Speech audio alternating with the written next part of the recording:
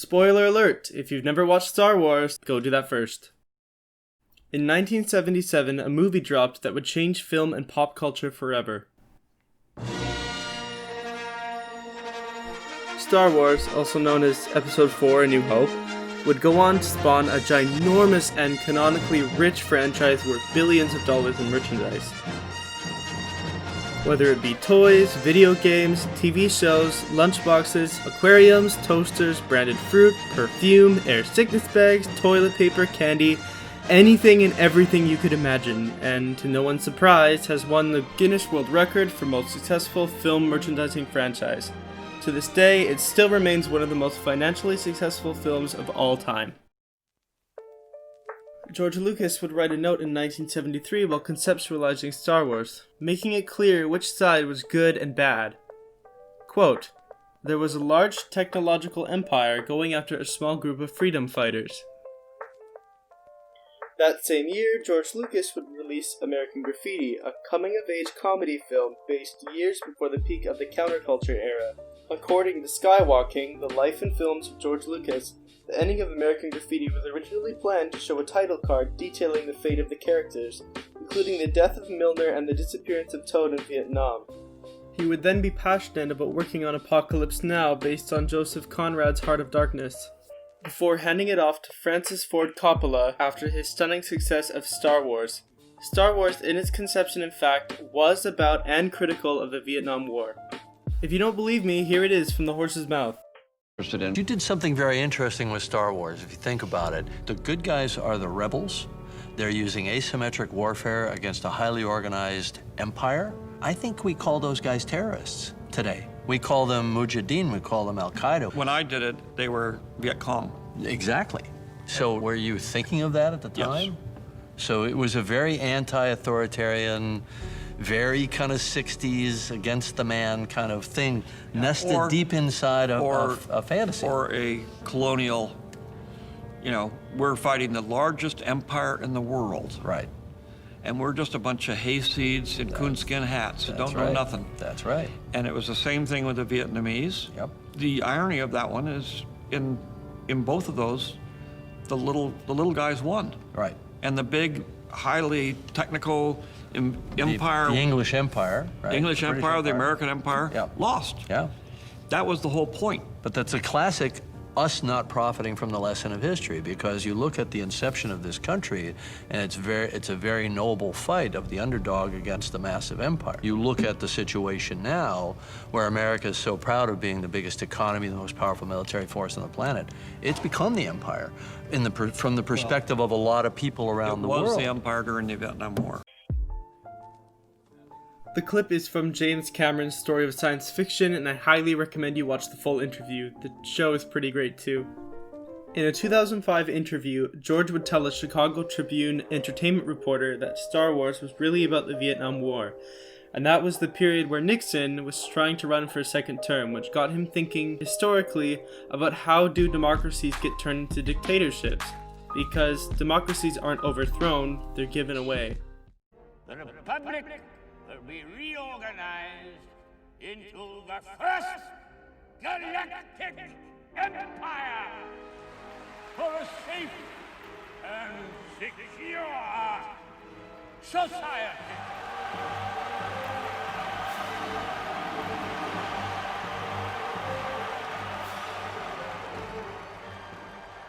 So this is how liberty dies, with thunderous applause. In The Making of Star Wars: Return of the Jedi, when asked if Emperor Palpatine was a Jedi during a 1981 story conference, Lucas responded, "No, he was a politician. Richard M. Nixon was his name. He subverted the Senate and finally took over and became an imperial guy, and he was really evil, but he pretended to be a nice guy." What I'm trying to drive home here is that Star Wars conceptually was never vapid. It was goofy, fun, meaningful, and alluded and criticized a very serious war with very serious consequences. There was a story, and it was told. There was a fascist empire, then a new hope emerged, then the empire struck back, and then the Jedi returned. Quick note so fellow nerds don't get upset with me. George would approach United Artists, Universal, and Disney, who all shut them down until Fox took the deal, kind of.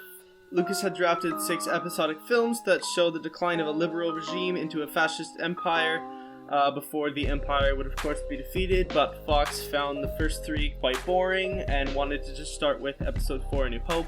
Wouldn't be until Timothy Zahn published Heir to the Empire in 1991. By the way, it's not that great. If you haven't read it, don't worry, you're not missing out on much. It's pretty much episode 9, and if you haven't seen that, I envy you. Anyway, Heir to the Empire would renew public interest in Star Wars, and George would go on to produce 1 to 3, completing his saga.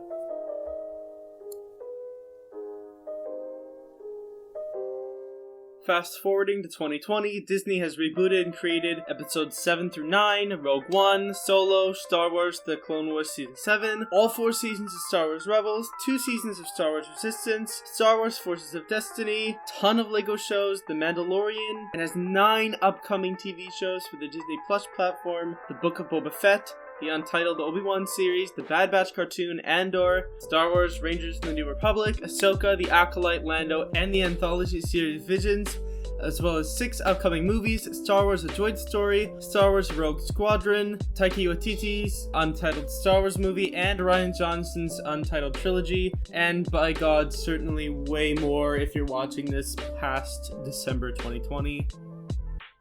The Walt Disney Company is absolutely ginormous, acquiring companies such as Freeform, formerly known as ABC Family, and 21st Century Fox allows Disney to reboot and extend tons of movies with all one goal: money. The companies like Disney have created a precedent for films to be purely for capitalistic gain, taking away from the art form that it once was. Just look at the movies that are coming out right now and tell me how many of them aren't some sort of soft reboot or direct sequel to something. We need to grow up and put the past behind us. Kill it, if you have to. That's the only way to become what you were meant to be. If that wasn't clear enough, that's definitely the message of The Last Jedi. It's that the Star Wars fanbase should stop being salty man-children, move on, and create new stories in a universe so vast and ginormous. Take that ridiculous thing off.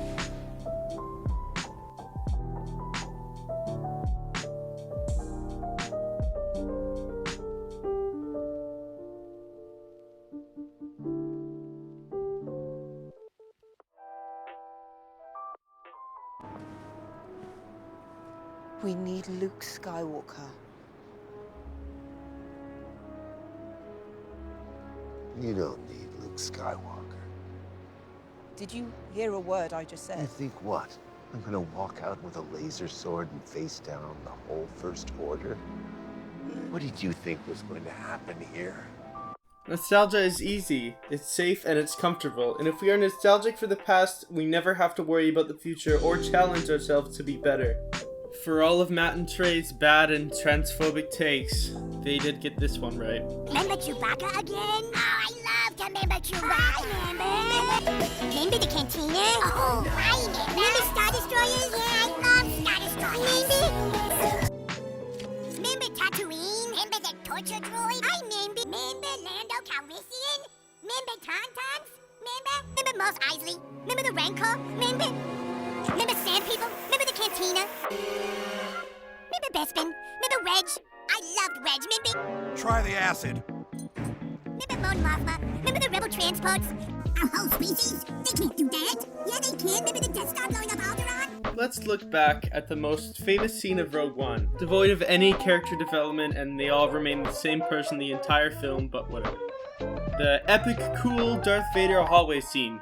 The scene was absolutely applauded by fans as being awesome and making Darth Vader evil and scary again, but served no actual purpose in the film other than cheap nostalgia, fan service, and promoting Darth Vader merchandise again. It also sets up his entrance in episode 4 to be not as nearly meaningful, with the whole point being that he's too powerful and strong and big to deal with annoying little rebel runs.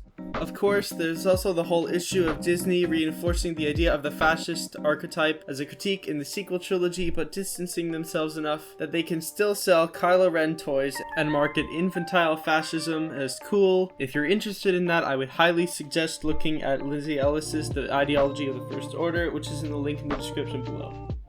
The Mandalorian Season 2 finale mimics the infamous aforementioned Vader hallway scene with a CGI'd young Luke Skywalker in his prime. And it's bad. Just watch the clip and pay attention to his mouth.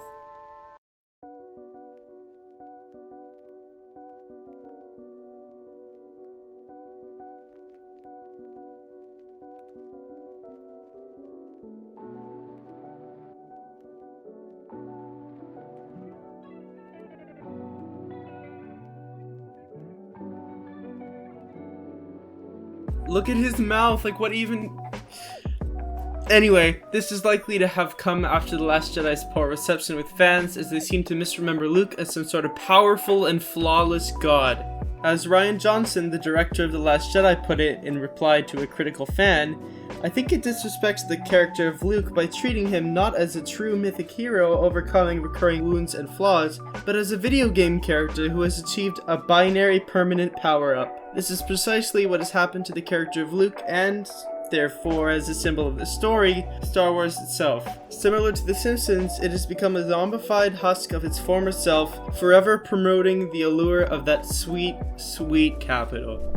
As long as there's something to sell, whether a feeling, nostalgia, an identity, an ideology, capitalism will sell it to you. As Jonas at Cuck Philosophy put it, because advertisements link identity with the need to purchase products, the acceleration of visual culture promotes the hyperconsumption associated with late capitalism. And further, to promote consumer capitalism, the images must have some content to create the possibility for a mirror stage identification.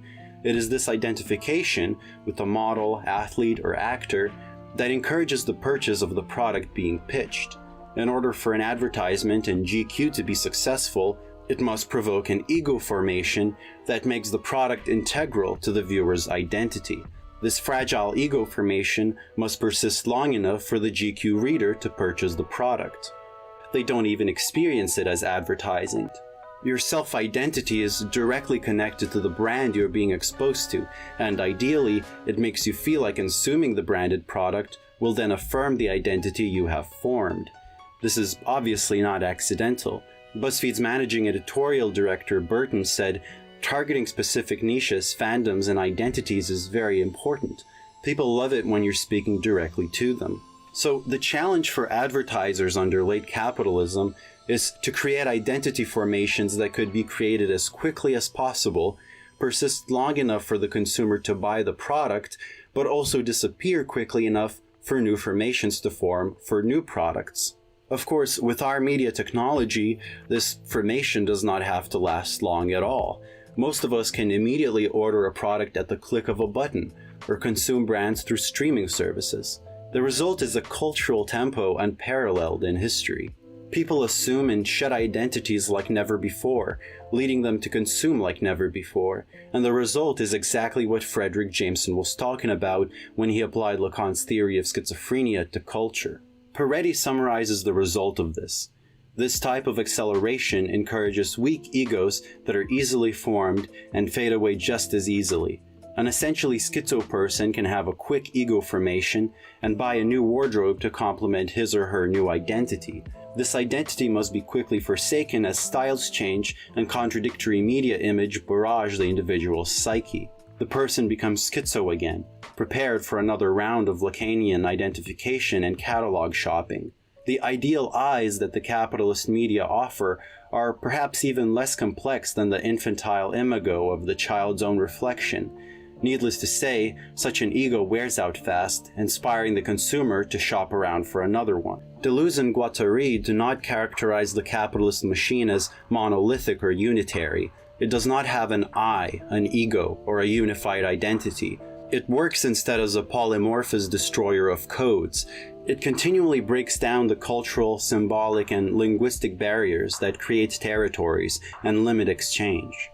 In Karl Marx's critique of capitalism in Das Kapital, he describes commodity fetishism as a perception of certain relationships, not as relationships among people, but as social relationships among things.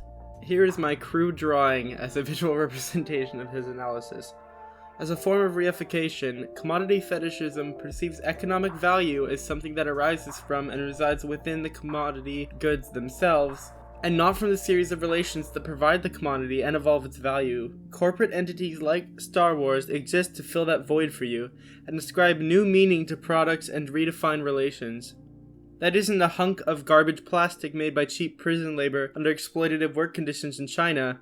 That's just a cute little Baby Yoda Funko Pop, sold as a good and service to reinforce the weak identity sold to you under late-stage capitalism.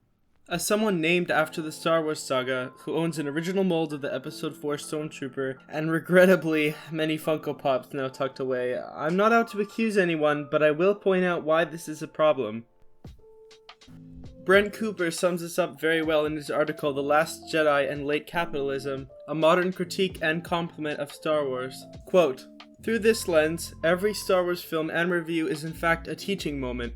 To pause and consider what the fuck we are doing as a civilization, how we glamorize war, how we think about religion, how we fetishize technology, how we are seduced by consumerism, and how to transcend it all. We are in a hall of mirrors, like the one Rey enters, and when we are ready, we will figure out what it means."